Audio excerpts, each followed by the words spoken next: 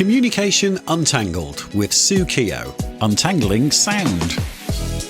Whether you're accelerating at speed in Grand Theft Auto, collecting coins in Super Mario, or you've just caught a fish in Animal Crossing with a satisfying splosh, the way the sound is designed in gaming has a huge impact on our emotional response as we play. It helps you become immersed in whole new worlds and alerts you to points won and lives lost. Someone who knows all about games audio and the techniques used to heighten our emotions is Sian Harris, lead sound designer at Fuse Games.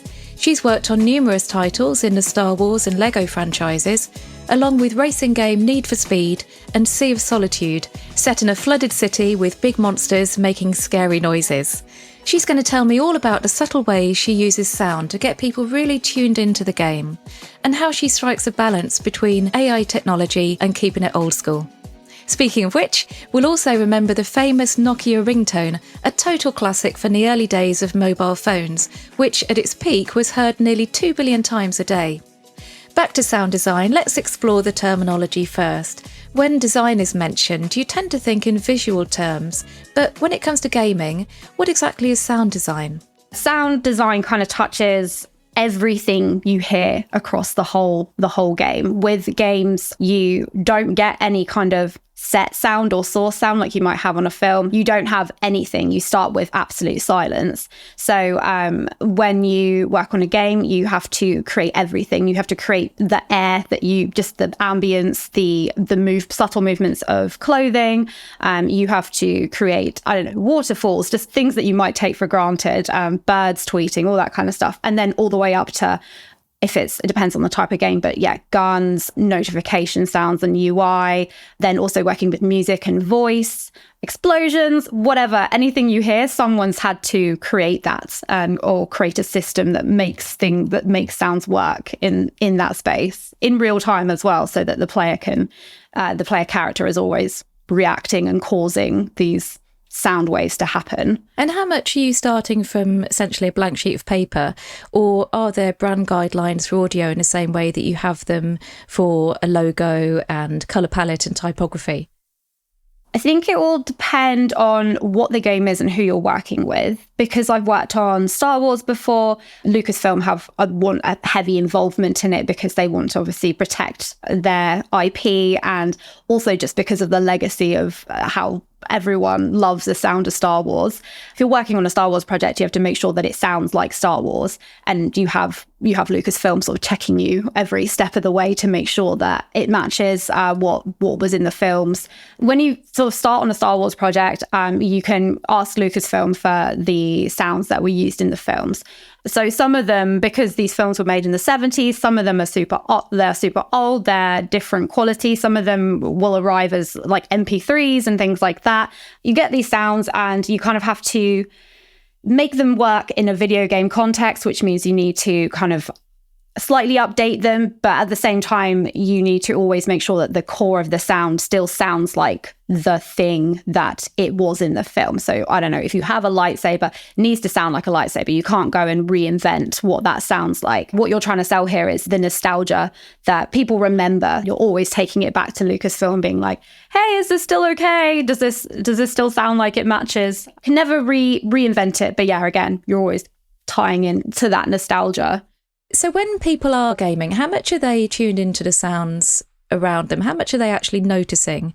And how much are they purely reacting to the cues and the atmosphere that the sound makes? You've done your job right. People don't pay attention to it at all, and they just intuitively allow it to guide them to whatever the sound is doing. The sound, I guess, sound in games has multiple functions where its core is telling you the emotions and how you're supposed to feel. You can do this with music, you can do this with dialogue, just actually having a conversation in playback in the game and tell you or guide you where you need to go. You can then do more subtle things with ambience or spot sounds kind of drawing you to a location in the game, for example. So hopefully that people aren't really truly listening and analysing and picking out the sound. They're allowing it to kind of guide them, tell them the emotions they're supposed to be feeling, and just intuitively figure it out. Same with UI notification sounds as well. You get alerts popping up or things like that. It's always, is this a good thing? Is this a bad thing? Where do I need to go next? Yeah, so it's about kind of prioritizing that from moment to moment continuously, just being like, this needs to come up in volume, this needs to go down in volume, this thing's more important than this thing, so that you always know and have the information to play the game properly. That's probably the core of it. You always need to serve the player and how they play the game and make that experience as understandable and enjoyable as possible. And then obviously to make it cool on top, but you always need to think about the player before your own ego as a sound designer. It sounds like it's quite a tricky balance to get the different sounds working together, but then you've also got the visual. So how do you get that balance right so it's not so completely overwhelming and overly stimulating in the game?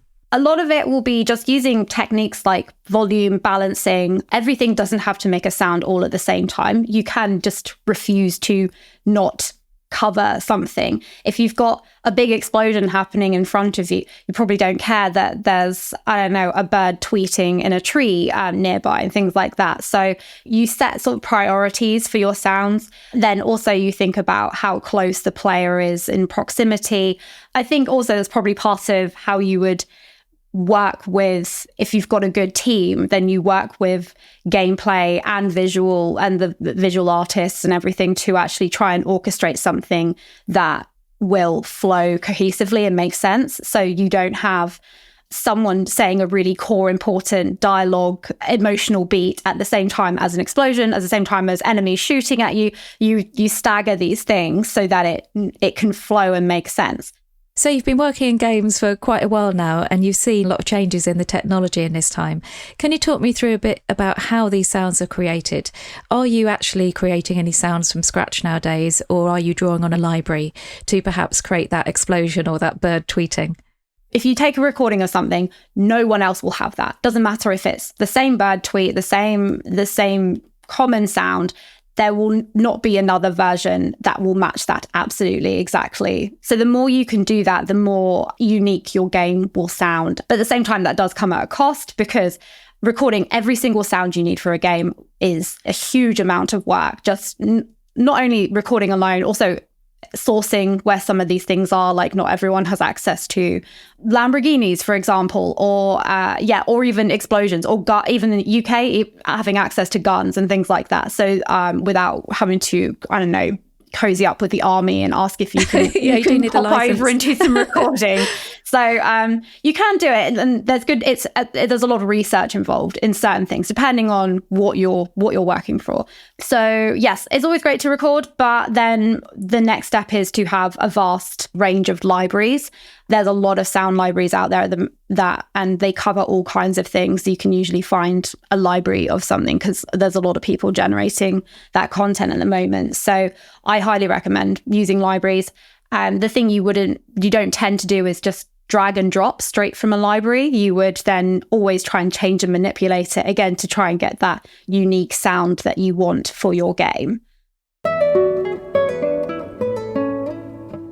Does that sound familiar? It's bars 13 to 16 from Francisco Tarrega's composition Gran Waltz, which means Grand Waltz in Spanish, but most of us know it as the Nokia ringtone.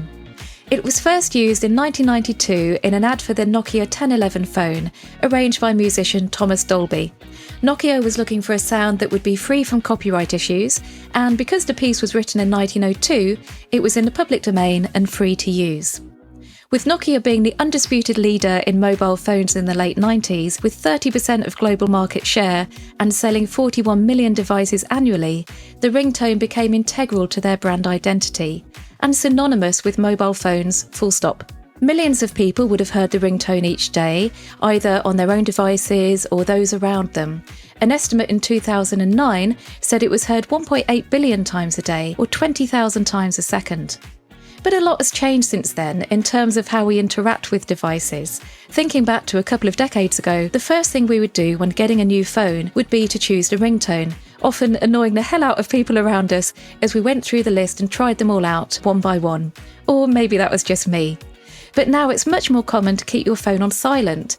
And the reason we're not panicking about missing calls or messages is because we're checking our devices continually, on average 63 times a day. So we're still actively engaging with our phones, but now it's us prompting the interaction and not the device itself. Back to Sian now, and I wondered if AI was becoming more commonplace in sound design, for example, when it comes to creating dialogue. For me, I don't think it's a dilemma. I just don't think you should replace humans with robots. Yeah, there's a lot of worried voice actors out there that think that AI is going to come and take their jobs, and like their fears are valid because I've seen other studios doing just that, because you can localize, you can get the sounds hooked up in the game straight away. I can see the appeal of it, but you do lose the humanity in the process. There is, and it again, I think it depends on the type of game that you're making. What you lose is like kind of the soul of the character. You can't give AI a character and then just be like, oh, can you it will do exactly what you ask it. Whereas if you give it to an actor, they'll bring something unique to it. They'll bring some warmth. They'll do something you wouldn't expect as well. And it can be like a really great win when you work together with an actor to help craft a character. AI is very impressive, but it's still, I would never use it to replace a human. I think that's what you should do with AI in general. Like, it shouldn't be replacing the creative part of it. It should be doing the low level work that's tiresome to free up the creatives to actually do the creative work. So there must be different categories of audio. So there's cues that might tell people that they need to go somewhere next, or there might be atmospheric sounds. So what other kind of sounds are you creating?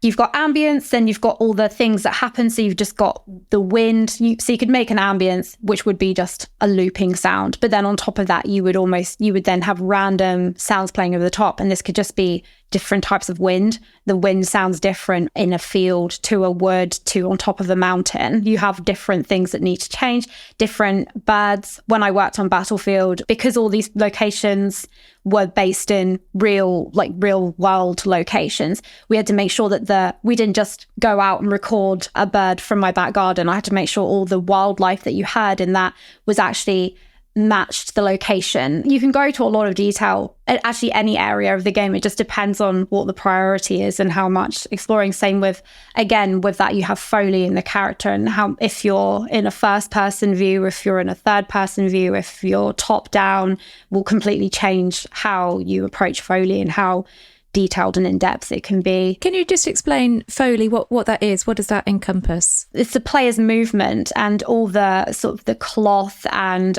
or jingling and all that kind of stuff. So it's all about the physicality of the character and how they're moving.